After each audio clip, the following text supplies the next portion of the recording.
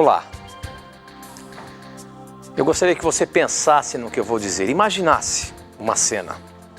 Será que na minha comunidade, na minha igreja, o pecado de um irmão meu pode fazer com que eu e a minha igreja não seja abençoada?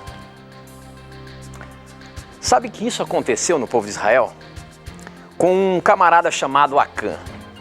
Acã foi um camarada que fez algo abominável a Deus. O povo de Israel, ao fugir da Babilônia, ao sair de Babilônia, chegou um determinado momento que Deus disse a Josué para que o povo não tivesse nada que lembrasse Babilônia, que não tivesse nenhum utensílio, nada de Babilônia, tudo fosse exterminado. Mas Acã não fez assim. E o povo de Israel começou a deixar de vencer as batalhas, deixar de receber a bênção de Deus. E Deus disse a Josué que o povo não estava abençoado porque tinha alguém que estava indo contra aquilo que ele tinha ordenado. Será que, pensando nesse contexto, trazendo para os nossos dias, eu tenho o direito de me meter na vida do meu irmão? Porque se ele estiver em pecado, talvez eu possa estar deixando de receber a bênção? Será que é assim que a gente deve pegar essa história da Bíblia e trazer para os nossos dias? Se for assim, eu posso me meter na vida do meu irmão, porque se ele estiver em pecado, eu tenho que saber, porque talvez é isso que está fazendo com que eu não seja abençoado por Deus? Será que é assim mesmo? Esta e muitas outras questões você vai acompanhar agora, pois está no ar, Na Mira da Verdade.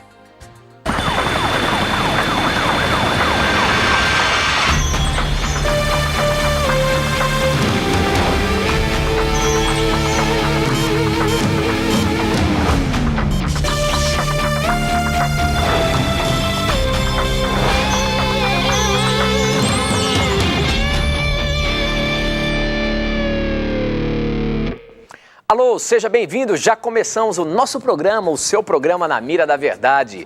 Afinal de contas, aqui nesse programa você tem a chance de fazer as suas perguntas, de mandar pra gente os seus questionamentos ao vivo. Agora são 21h06 e você pode mandar as suas perguntas agora pra gente, que elas serão respondidas à luz da palavra de Deus. Este é o programa Na Mira da Verdade. Se você tiver a coragem de perguntar, tenho certeza que a Bíblia sim tem a coragem de te responder. Portanto, a partir de agora já nos conectamos com o Brasil e o mundo através das ondas do rádio, da internet e da TV Novo Tempo, espalhada por todo o nosso Brasil. Obrigado pelo carinho da sua audiência e vamos começar cumprimentando meu amigo, professor Leandro Quadros. E aí, professor, tudo bem? Tudo bem, meu amigo? Preparado aí para responder as várias perguntas que irão chegar aqui no programa? Espero que esteja e eu tenho confiança de que nosso telespectador, ouvinte, internauta vai encontrar na Bíblia as respostas que ele precisa. Eu queria, Tito, rapidamente mandar alguns abraços. O primeiro para o Fernando e sua família, ele mora na cidade de Ninheira, interior de Minas Gerais. Deus abençoe a você, irmão Fernando. Um abraço para o pastor Luciano, ele é da igreja presbiteriana de Lajinha do Chale. Obrigado por seu carinho, meu irmão, para com o programa. Um abraço para os amigos Márcio e Ivone, que moram em Vitória, no Espírito Santo. Deus guarde a vocês. Um abraço para Natanael Gama, Onésia Gomes e o filho Creosmar. E para José Maria Santos Germano. Muito obrigado pelo carinho que todos vocês têm para com o nosso programa. Ok, professor, eu também tenho vários abraços para mandar aqui, mas daqui a pouquinho eu mando um abraço para você, tá bom? Bom, vamos começar o programa. Primeiro, eu queria dizer que você pode acompanhar a Novo Tempo através da internet também, novotempo.com/ao vivo. Se você está ouvindo pela rádio, se você está acompanhando pela Sky, quer acompanhar também ou falar para algum amigo que talvez não tenha como assistir a Novo Tempo, ela pode assistir pela internet, novotempo.com/ao vivo. É só você clicar lá que você vai poder assistir a Novo Tempo através da internet, tá bom? Para você participar do programa, você já sabe, basta mandar as suas perguntas para o nosso SMS, o número é 12 991566972. Você manda a sua perguntinha por torpedinho SMS, ó, já estou recebendo aqui sem parar. E ela chega aqui para mim na hora.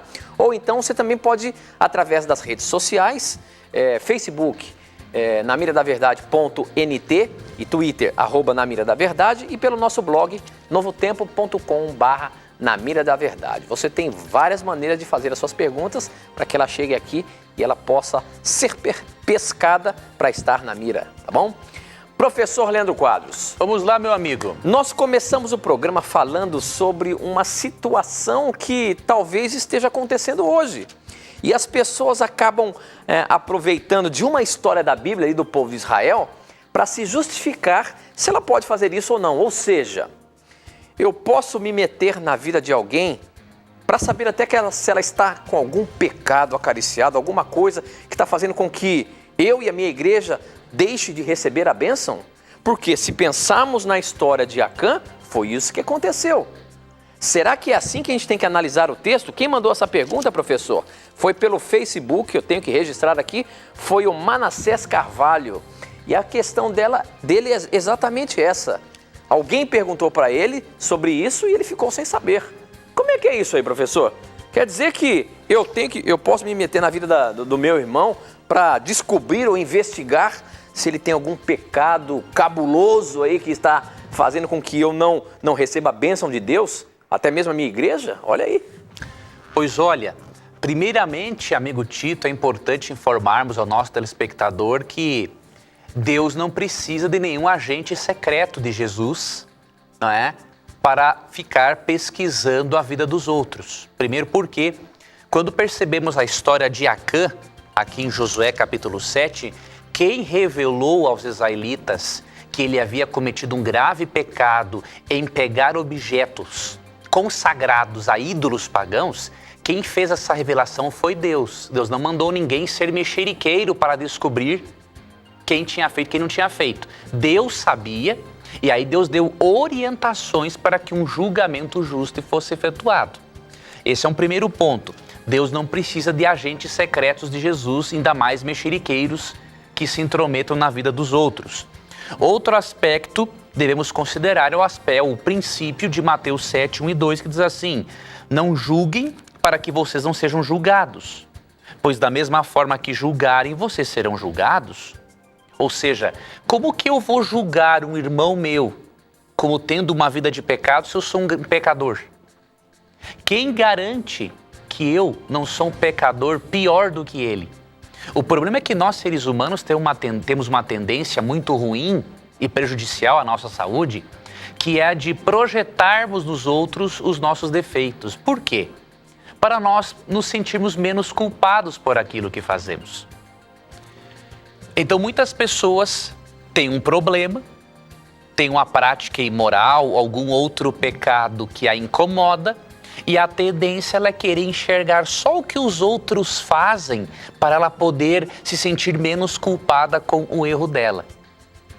Isso é desonestidade emocional, diríamos assim, porque quando você se dedica a olhar mais para os defeitos dos outros do que para os seus, você nunca vai obter o verdadeiro crescimento emocional, o verdadeiro desenvolvimento espiritual.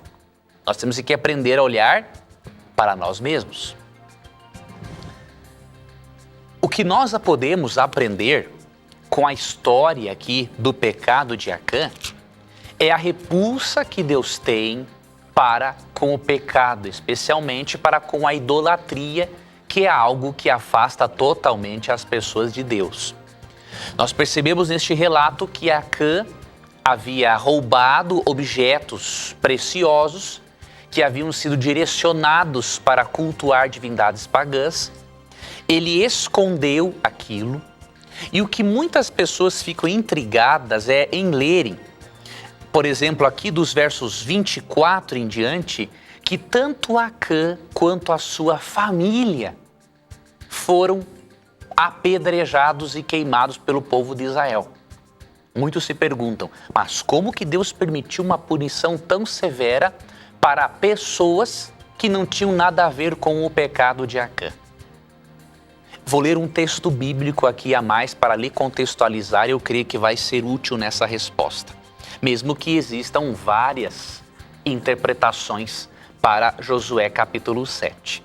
Então vamos ler aqui um texto que se encontra em Ezequiel capítulo 18, verso 20. Aqui diz o seguinte: aquele que pecar é que morrerá. O filho não levará a culpa do pai, nem o pai levará a culpa do filho. A justiça do justo lhe será acreditada e a impiedade do ímpio lhe será cobrada. O princípio bíblico que existe desde os dias do Antigo Testamento é o de que um filho não morre pelo pecado de um pai. Então, se os filhos de Acã pagaram juntamente com ele, é óbvio que eles foram cúmplices no erro do pai. Quando o pai roubou aquilo, o que estava ocasionando no povo maldição, quando ele fez aquilo, obviamente, ele não escondeu isso sozinho. A família o apoiou naquilo. Então, se a família não tivesse sido cúmplice neste erro de Acã, que levaria muitos outros israelitas a desrespeitarem profundamente a Deus, com certeza a família não teria sido punida juntamente com Acã. De acordo com esse princípio de Ezequiel 18:20 que o próprio Deus revelou. Um outro detalhe, aí eu vou ler esse último verso para finalizarmos. Encontramos aqui em Gênesis 18:25 que Deus, em sua maneira de julgar, ele jamais pune o ímpio, ou melhor, jamais pune o justo juntamente com o ímpio. Em Gênesis 18:25 lemos o seguinte: longe de ti fazer tal coisa, matar o justo com o ímpio, tratando o justo e o ímpio da mesma maneira.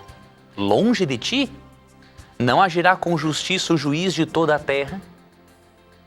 Aqui, Abraão está tendo um diálogo com Deus e ele relembra a Deus, no seu diálogo, obviamente, que Deus nunca vai punir o justo com o ímpio.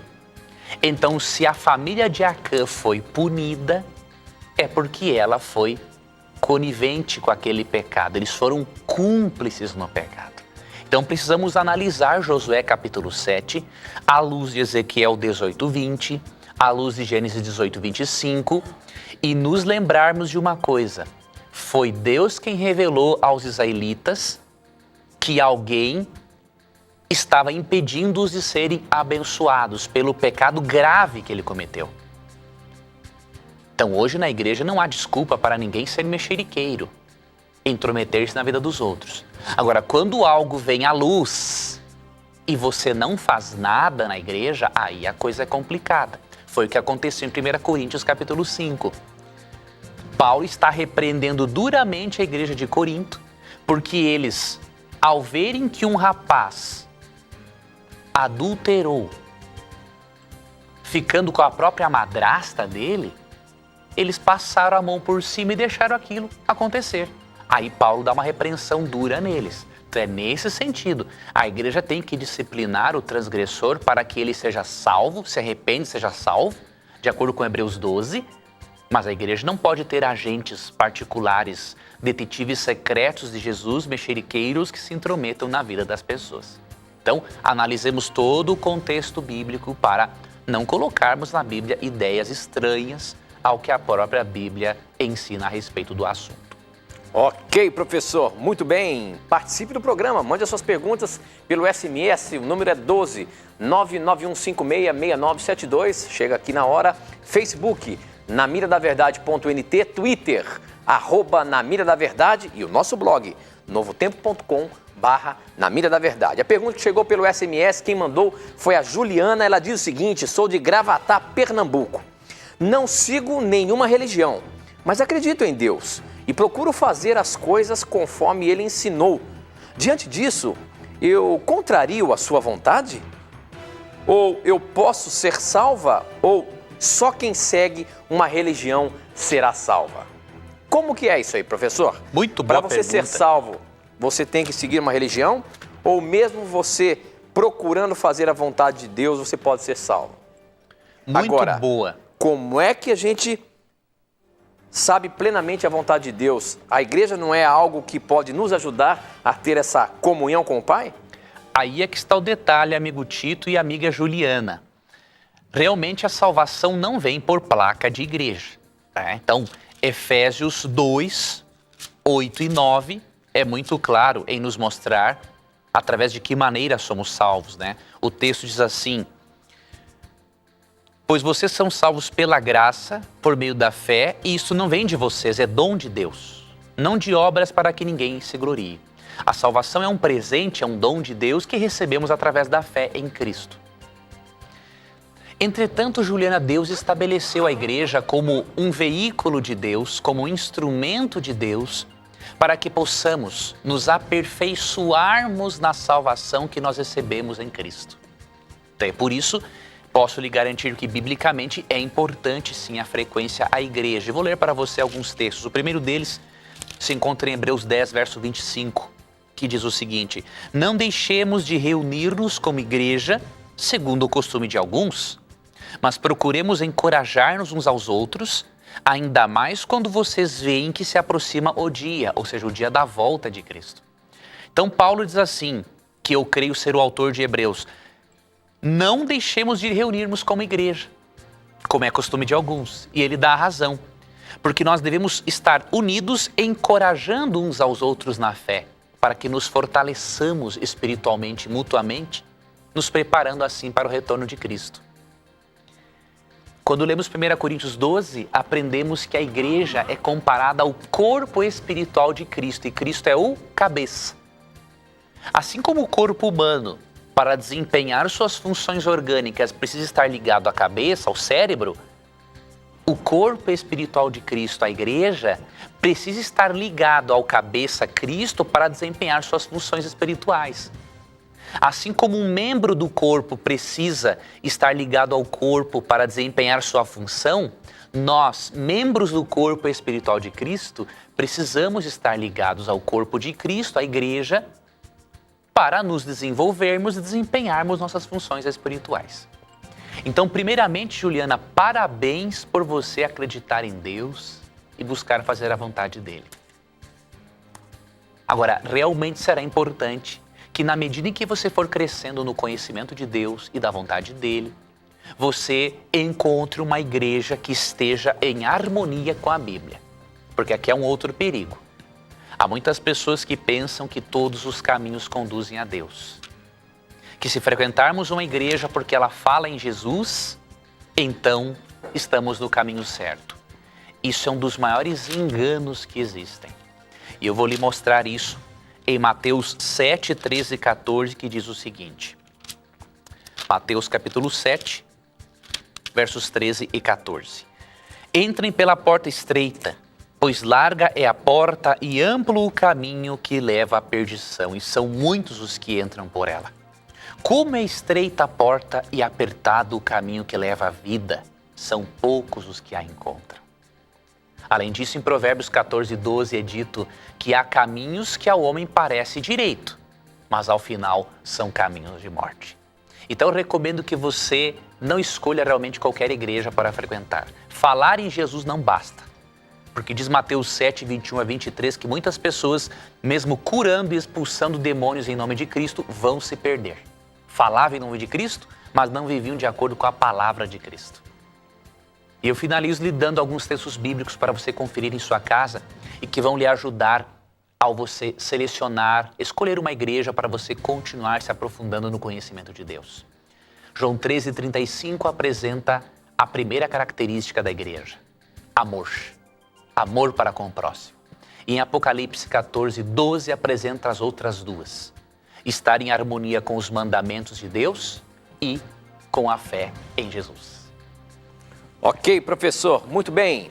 Eu queria mandar um abraço especial para os nossos ouvintes da Rádio Novo Tempo, que estão simultaneamente com a gente aqui pela TV, ouvindo o programa Na Mira da Verdade. Onde quer que você esteja ouvindo a Rádio Novo Tempo, um abraço carinhoso a você. E participe do programa também mandando as suas perguntas pelo SMS, o número é 12 991566972 e o nosso blog é novotempo.com/Na Mira da Verdade. Entre lá, você vai ver que do lado direito tem um espaço para você fazer a sua pergunta. Manda a sua pergunta ali que ela chega na hora aqui para mim, tá bom? Ou então pelas redes sociais também, se você tiver acesso aí à internet, pelo Facebook, namiradaverdade.nt e pelo Twitter, @namiradaverdade. Essa pergunta agora chegou pelo Facebook, quem mandou foi a Suiane Cavalcante e ela pergunta o seguinte: professor Leandro Quadros, olha só o questionamento.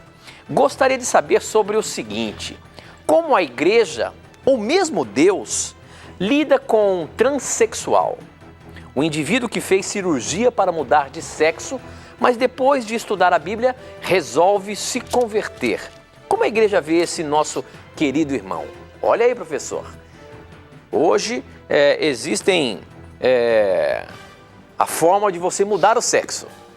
Então, se porventura uma pessoa que fez a mudança do sexo, conhece a Bíblia, crê naquilo que está escrito, se converte, como fica ela agora perante Deus, perante a igreja? Essa é uma pergunta ética muito importante, para a qual não temos uma resposta diretamente na Bíblia, mas temos um princípio bíblico que irá nos ajudar.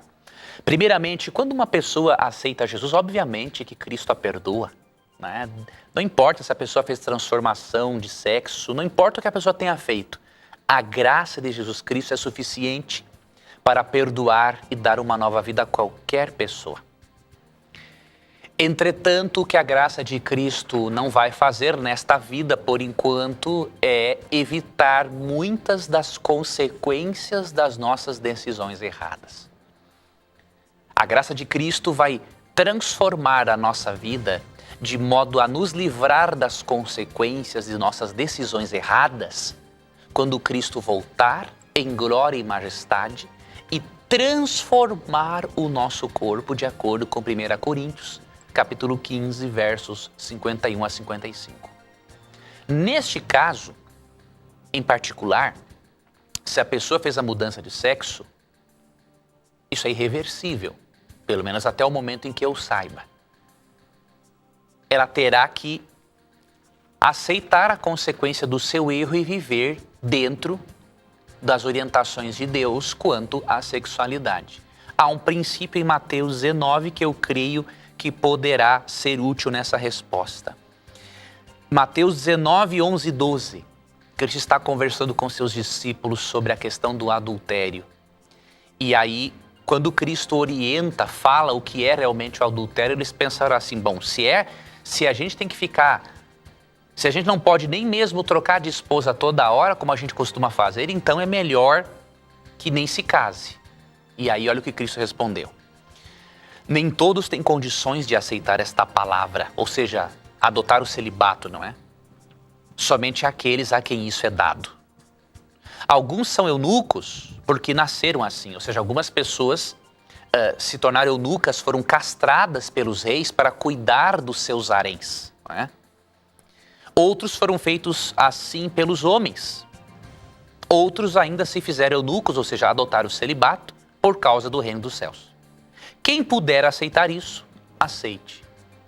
Então, neste princípio, nesse texto, percebemos que alguns são feitos eunucos pelos homens.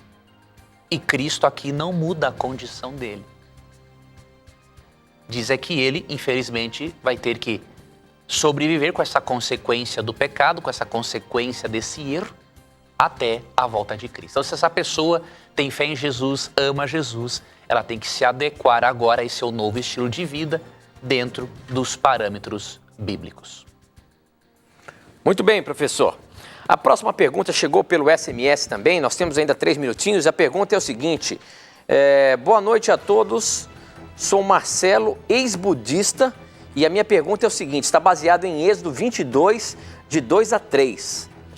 Posso matar o ladrão à noite sem culpa de ser julgado? Parabéns pelo programa. A pergunta dele é o seguinte, baseado lá em Êxodo, no capítulo 22, na Bíblia diz sobre as leis a respeito de roubos e prejuízos. E ali no capítulo 3 e 4, no versículo 3 e 4, diz o seguinte: se um ladrão for apanhado roubando de noite uma casa e for morto, quem o matar não será culpado pela morte do ladrão. Mas se isso acontecer durante o dia, ele será culpado de assassinato.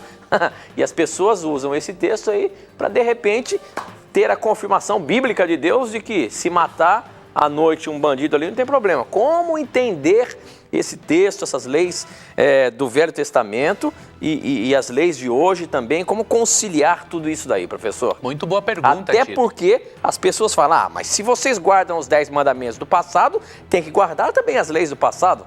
Como que a gente concilia tudo isso? Vamos lá. Aqui realmente Deus está dando leis para a proteção da propriedade. Então o que acontecia?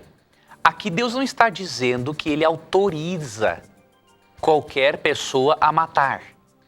Simplesmente o que acontece? Entrou um ladrão na casa do indivíduo, aqui diz no caso do povo de Israel.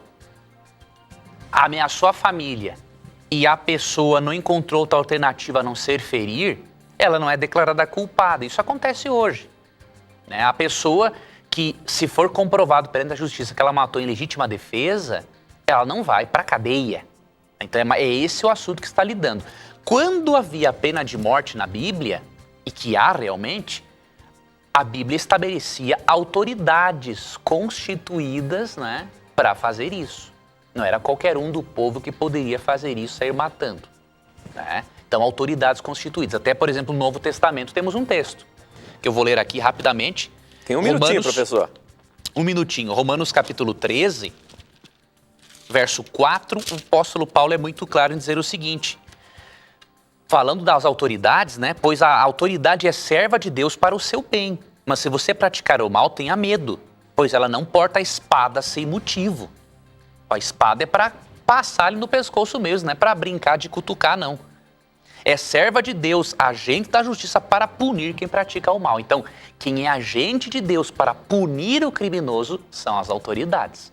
Nós que não somos autoridades, nós não podemos exercer esse tipo de atividade de acordo com a Bíblia. Muito bem, professor. Bom, o nosso tempo não para de correr, nós temos que ir para o intervalo, mas aproveite o intervalo e mande as suas perguntas, os seus questionamentos para a gente, tá bom? Participe do programa, mas não sai daí não, a gente volta já já.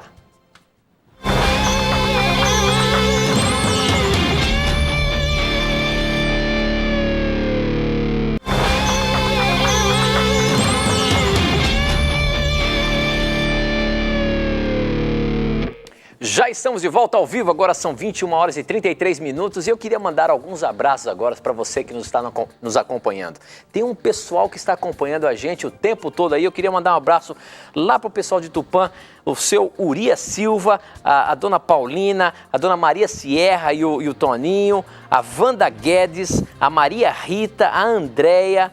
Deixa eu ver quem mais que tem aqui, a Ana Matos, o pessoal que está acompanhando o programa Na Mira da Verdade, a Idalina, o Valdemar e a Laide, o Lianírio e a Célia Zorato. Um abraço a vocês que estão acompanhando o programa Na Mira da Verdade, sintam-se abraçados e obrigado pelo carinho da audiência de vocês. E também hoje um abraço especial, Leandro, pro nosso apresentador do Saldo Extra aí, o pastor Antônio Tosse, está fazendo aniversário hoje, rapaz. Mas olha só, parabéns a ele. Um abraço aí, ó. Foi você que me falou que ele estava fazendo 85 anos? Que isso, rapaz, não é isso ainda não. Não é? Ah, não, então ele me é novo pra caramba. Um abraço aí a você que está acompanhando a gente também. Sinta-se abraçado pelo programa Na Mira da Verdade. E obrigado por você que está acompanhando aí o programa, você que assiste através da Sky, canal 14, você que assiste através de um canal aberto da TV Novo Tempo, em todo o nosso país aí. Obrigado pelo carinho da sua audiência e obrigado por você estar participando aqui. Como, por exemplo, o Magdiel Linhares de Oliveira, de Catunda, Ceará. Ele escreve o seguinte, professor Leandro Quadros, presta atenção que essa pergunta é cabulosa. Olha só, rapaz. Olá, professor Leandro Quadros e amigo Tito. Graça e paz. Gosto muito de vocês, sou da Igreja Cristã Evangélica. Eu sempre quis mandar uma pergunta para o Na Mira da Verdade e agora é a primeira vez que faço isso. Apesar de eu não concordar com algumas coisas da Igreja Adventista, fiz alguns cursos da Novo Tempo e fui ricamente abençoado por Deus com grande sabedoria. Tenho um enorme carinho por vocês. Eu queria que me respondessem uma dúvida. Tenho uma tia que é cristã, mas de vez em quando ela tem umas visões estranhas, como por exemplo, teve um homem que ela conheceu e namoraram e se separaram, e esse homem uma semana morreu e na outra semana ela foi para o quarto e de repente viu o homem sentado, na cama, logo sumiu. Em outra ocasião, ela viu pernas sem corpo correndo em cima do muro da casa dela. Essas pernas eram negras e aparentemente estavam em chamas. O que seriam essas coisas que ela está vendo? Professor Leandro Quadros, Que história é essa de ver um morto aí do lado? Já pensou? Você vai deitar na cama, você vê um defunto ali? Rapaz do céu. Ou então você vê alguém andando em cima do seu muro só com a metade do corpo pegando fogo? O que é isso, meu amigo? Que a nossa irmã cristã ainda tá vendo? Pois olha, amigo Tito e querido telespectador que enviou essa pergunta, muito obrigado aí por seu carinho para com a Novo Tempo. Saiba que aqui seus irmãos estarão sempre dispostos a lhe ajudar na compreensão da palavra de Deus. Primeiramente, não é comum realmente a pessoa ter esse tipo de visão. Eu não posso lhe dizer que isso seja um problema de ordem espiritual, porque não tenho dados para isso. Agora, o que eu recomendaria? Algumas pessoas que têm esquizofrenia, elas podem também ter esse tipo de problema, né? Enxergarem coisas irreais, mas que para elas são muito reais. Então, a dica que eu lhe daria, meu irmão, é que a família levasse essa irmã a um bom psiquiatra cristão para ele fazer uma avaliação. Se ela está com alguma esquizofrenia, com algum outro problema, ou um problema de ordem espiritual, pode acontecer. O demônio ele pode personificar aparências e assustar pessoas e tudo mais. Mas eu creio que é mais improvável isso, sendo ela uma cristã que respeita, que teme a Deus e segue a Cristo.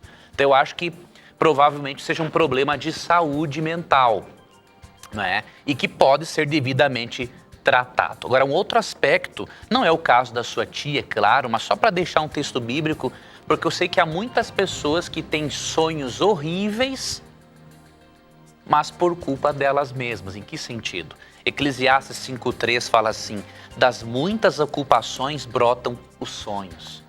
Se me ocupo muito, por exemplo, assistindo filmes de terror, obviamente que o meu cérebro vai me produzir sonhos assim. Então, temos cuidado com o tipo de filme que assistimos, para cuidarmos mais do nosso cérebro emocional, do nosso cérebro físico também, diríamos assim, a fim de termos mais saúde, tanto emocional quanto saúde espiritual. Muito bem, professor. A pergunta que agora chegou aqui pra gente através do Facebook é a seguinte, quem mandou foi o Flávio Antônio Reis. Ele diz o seguinte: vivemos hoje em um momento de maior turbulência na Terra do que nos anos que Roma dominavam? Onde a Bíblia relata que os tempos finais seriam rápidos? Professor, hoje a gente percebe realmente que os dias parece que estão cada vez mais se abreviando. Hoje a correria do dia faz com que a gente chega no final da noite e fala, o tempo passou e eu não tive tempo nem de fazer metade daquilo que eu tinha planejado. A Bíblia relata alguma coisa de que nos últimos tempos os dias seriam reduzidos? Por que a gente vive nessa turbulência? E existe diferença, assim, do povo lá do passado em relação aos dias que vivemos hoje, professor? Ou é apenas a preocupação e a ocupação global que faz com que a gente viva nessa turbulência de tempo? Pois olha, amigo Tito, muitas pessoas creem realmente que os dias estão menores, diríamos assim, porque isso é profético. Mas, na verdade, Cristo não quis dizer isso quando ele afirmou em Mateus 24, 22 o seguinte, ó: se aqueles dias não fossem abreviados, ninguém sobreviveria. Mas por causa dos eleitos, aqueles dias serão abreviados. Ele está falando em os dias serem abreviados num contexto em que os cristãos sofreriam duramente pela destruição de Jerusalém no ano 70 depois de Cristo, com a invasão do Império Romano. Então, se aqueles dias não fossem abreviados, ou seja, o número de dias em que eles sofreriam pela perseguição do Império Romano não fossem abreviados, obviamente que ninguém suportaria aquela perseguição. Então, a Bíblia não tem nada na Bíblia que possa ser utilizado para dizer que os dias em si estão mais curtos. Os dias continuam com as mesmas 24 horas desde o início do mundo. O que ocorre é que na nossa sociedade capitalista, caracterizada pela competição predatória, pelo excesso de atividades, pelo excesso de informação, o nosso cérebro está tão sobrecarregado que nós temos a impressão de que o tempo está ainda mais curto. Mas nada que a Bíblia fale a respeito de que aconteceria. As pessoas realmente descontextualizam Mateus 24, 22, que está falando de outra coisa. Muito bem, professor. Agora você fica aí com aquele momento cabuloso que a gente apresenta aqui ou desvenda uma mentira que está sendo pregada. Agora você fica com o momento da mentira.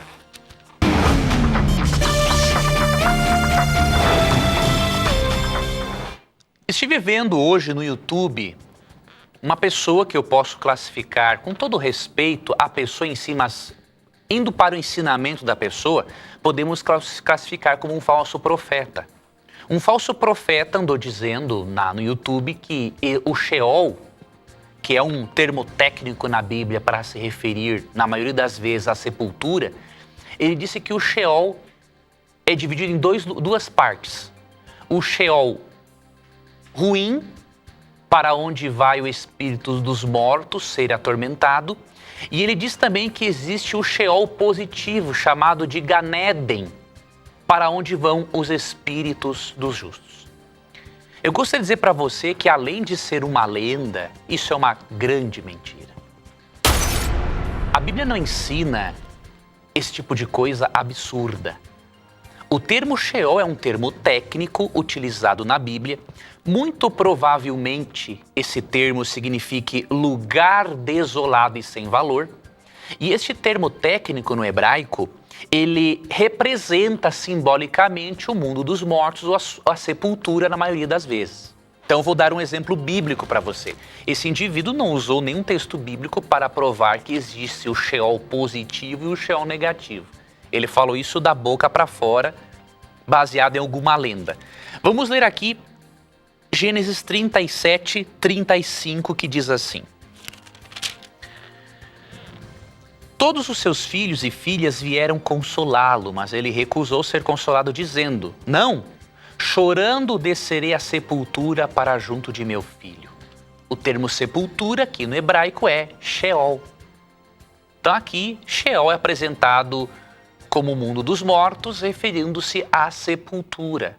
Nada há dimensão na Bíblia de um Sheol positivo e negativo. Além disso, essa teoria absurda, ela contradiz o ensino bíblico de que não há imortalidade da alma sem que a pessoa aceite a Jesus e coma da árvore da vida. Como que uma pessoa que não comeu da árvore da vida vai ter a imortalidade para ser atormentada no lago de fogo? Isso não existe. Outra coisa é que esse indivíduo pegou Eclesiastes 9, 5 e 6, que diz assim, que os mortos não sabem coisa nenhuma, e aí ele acrescentou um termo no texto. Ele falou assim: os mortos não sabem coisa nenhuma nessa dimensão. Ora, tem que ter mais respeito para com a Bíblia. Não podemos colocar na Bíblia palavras que não estão ali. Se a Bíblia diz em Eclesiastes 9, 5, 6 e 10 que um morto não sabe nada porque ele não sente amor, ódio, inveja, é porque ele não sente nada e está inconsciente em qualquer lugar onde quer que ele esteja. Então, tenhamos cuidado com esse tipo de mentira que mais contribui para o sensacionalismo do que para o nosso crescimento espiritual e aprofundamento no estudo da Bíblia. Muito bem, professor. E eu queria aproveitar e mostrar o nosso blog aí, onde você fala exatamente sobre esse assunto do inferno, né, professor? Isso, meu amigo. Eu queria que o nosso telespectador pudesse ver ali, eu quero mostrar na tela. Esse é o nosso blog, novotempo.com/na mira da verdade, olha ali. Se você entrar lá e digitar a palavra o inferno, você vai ver o assunto, um post que está aqui, ó, o Pai e o Inferno. Este é um tema que você vai poder se aprofundar mais nisso que o professor acabou de falar aqui, tá bom? Então acesse lá o nosso blog, novotempo.com/na mira da verdade, e você vai ver ali o assunto sobre o Pai e o Inferno e o que está falando exatamente sobre isso, não é, professor? Isso aí, meu amigo. Muito bem. Pelo que eu estou vendo aqui, gente, me parece que o blog hoje, para as perguntas, está com um problema, porque eu não estou recebendo aqui mais perguntas. Parou de receber. Deve ter algum probleminha. Se você estiver aí na sua casa, na internet, acesse o nosso blog e mande uma pergunta lá para ver se está chegando aqui, porque aparentemente está com um problema, tá? Mas os posts aí, os assuntos, os temas para você estudar, acesse lá, novotempo.com/na mira da verdade, e se aprofunde mais nos assuntos que nós falamos aqui. Professor Leandro Quadros, a Meu próxima amigo. pergunta pelo SMS que chegou aqui é o seguinte, deixa eu ver se tem o nome aqui da pessoa. O nome dele é Marconi. O Marconi pergunta o seguinte, dízimos. Por que os dízimos eram pagos em animais e mantimentos e não com moeda, se em Gênesis temos textos que falam que existia dinheiro? Ora, outro dia você falou aí que os dízimos eram pagos com animais e outros mantimentos, porque não se tinha moeda, mas em Gênesis mesmo ali está dizendo que realmente já existia o dinheiro. Como é que a gente então explica essa questão aí, meu amigo? Pode-se dar dízimo com algum produto que você tem para o seu sustento, ou que você produz, alguma coisa assim, ou é apenas em dinheiro mesmo? Como é que é isso? Ó, Levítico 27, verso 30, nos diz o seguinte: todos os dízimos da terra, seja dos cereais, seja das frutas, pertencem ao Senhor. São consagrados ao Senhor. Verso 32. O dízimo de seus rebanhos, 1 de cada 10 animais que passe debaixo da vara do pastor, será consagrado ao Senhor. Por que na maioria das vezes o dízimo era por meio de produtos agrícolas? Porque era a moeda mais corrente naqueles dias. Havia sim o dinheiro. O dízimo poderia também ser dado por meio de dinheiro. Nós encontramos na Bíblia Deus pedindo ofertas em dinheiro, em pedras preciosas, ali no livro de Números para a construção do templo, não é? Então, simplesmente, na maioria das vezes, eram com produtos agrícolas, porque o povo de Israel pertencia a uma sociedade, eles eram nômades, mas mesmo assim eram de uma sociedade agrícola. Então, se a moeda corrente, a maior moeda corrente eram produtos agrícolas, obviamente o dízimo tinha que ser produtos agrícolas. Agora, se hoje, na nossa cultura, na maior parte dos locais onde vivemos, a moeda corrente não são mais tanto produtos agrícolas, então é lógico e óbvio que eu vou dizimar daquilo que faz parte da minha moeda corrente na atualidade. Muito bem, professor, eu estou aqui navegando pelo Facebook e olha, gente, obrigado aí por vocês estarem participando aí do programa, mandando suas perguntas, tem muitas perguntas aqui e eu queria colocar uma aqui agora, que quem mandou foi o Elielton Correia, e ele diz o seguinte: professor Leandro Quadros, olha aí, professor, você disse isso.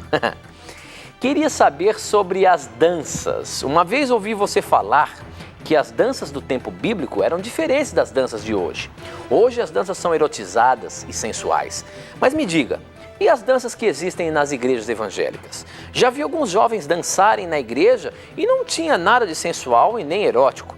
Não que eu seja a favor disso, mas me tire essa dúvida, por favor. E Jesus, dançou ou não dançou? Como é que fica essa questão da dança na igreja? Você sabe que isso é um movimento que tem crescido cada vez mais. Danças ilustrativas, até em programações e tudo mais.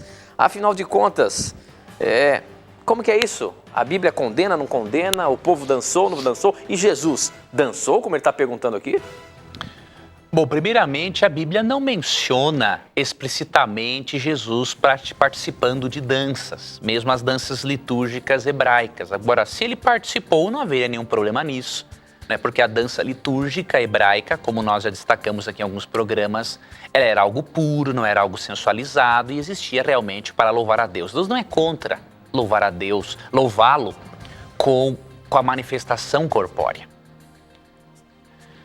Agora, permita-me falar sobre a questão das danças como existe em algumas igrejas evangélicas. Na verdade, eu vou lhe contar o depoimento de uma irmã que me contou isso. Eu não vou mencionar o nome dela, mas você pode escrever para o Na Mira da Verdade, eu posso lhe passar o blog dela, onde ela conta essa história. Então, isso aqui é o que ela me disse. Ela me disse que dançava na igreja dela, não era uma simples coreografia, era uma dança mesmo, até o momento que alguém também casado, se aproximou dela e falou o seguinte: olha, fulana, eu quero lhe dizer que pela forma como você dança e remexe o seu corpo, eu me apaixonei por você. E aí ela se perguntou, mas como que isso pode acontecer se eu estou dançando para louvar a Deus? Mas daí ela foi percebendo que a dança que ela praticava, mesmo sendo numa igreja evangélica, tinha algo que fazia com que os homens apreciassem o corpo dela. E aí ela preferiu parar também com esse tipo de dança. Então eu creio por essa experiência de uma própria irmã evangélica que ela me contou, que realmente nós, em nossa cultura ocidental, não sabemos ainda fazer uso das danças litúrgicas bíblicas como algumas culturas o fazem, que, portanto, o mais seguro realmente é evitarmos.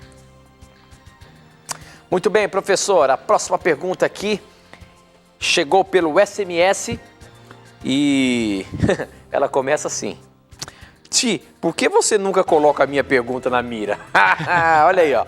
Mas não, a sua pergunta está na mira agora. E a questão é a seguinte, eu quero entender por que Jesus comeu carne se a própria Bíblia diz que ele não pecou, porém nos mandamentos diz que não é para matar. Então, como ele não pecou? A questão de que ele viveu, ou melhor, a questão de que era o tempo em que ele viveu, eu já sei. Só quero entender por que a Bíblia fala que ele não tropeçou em nenhum ponto. Se ele comeu, é porque matou. Então, como entender que ele não pecou? Olha aí, professor. Veja. Jesus comeu carne. Porque ele comeu carne, ele pecou? Porque se ele comeu carne, algum animal morreu.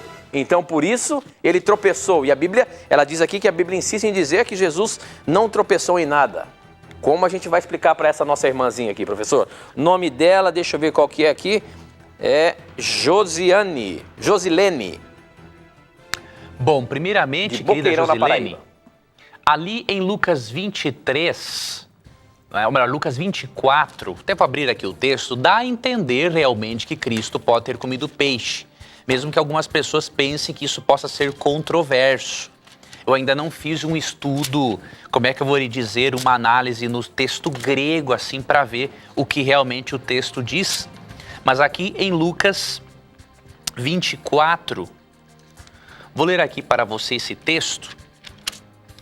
Lucas 24, quando Cristo aparece aos discípulos, aqui é dito o seguinte... Verso 42, deram-lhe um peixe, um pedaço de peixe assado e ele o comeu na presença deles. Então aqui na Nova Versão Internacional dá a entender que ele realmente comeu a carne de peixe.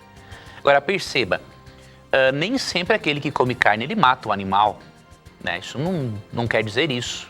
Então muitas pessoas comem carne e não matam o animal.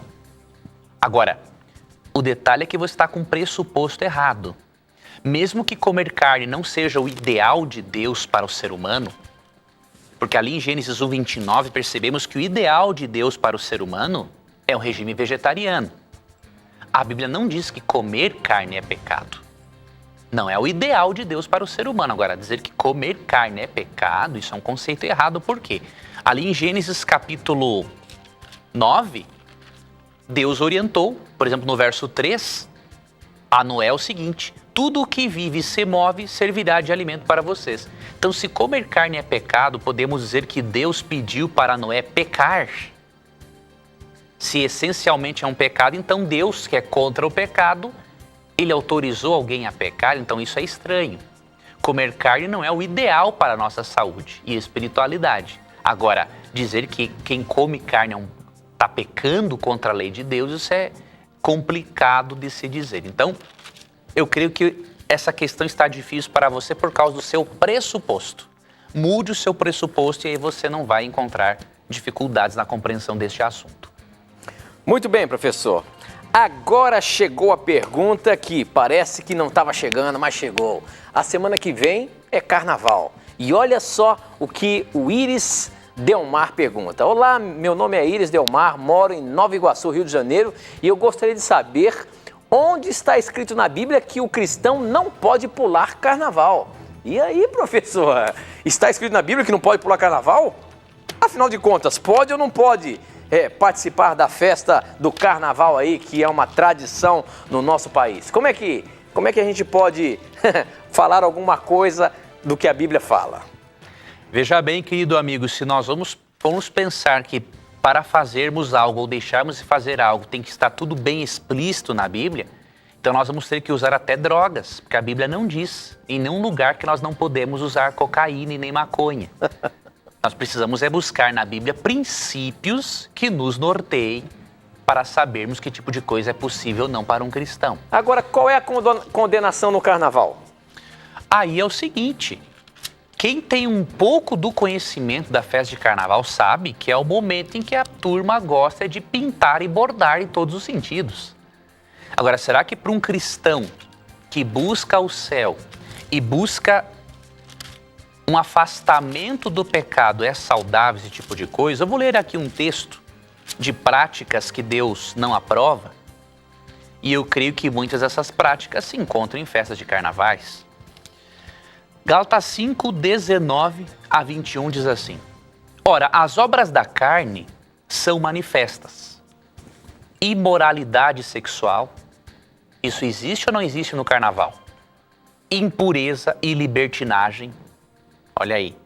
Idolatria e feitiçaria, ódio, discórdia, ciúmes, ira, egoísmo, dissensões, facções, inveja, embriaguez. O que mais a turma faz no carnaval é encher a cara mesmo. Orgias, existe isso muito em festas de carnaval. E coisas semelhantes. Eu os advirto, como antes já adverti.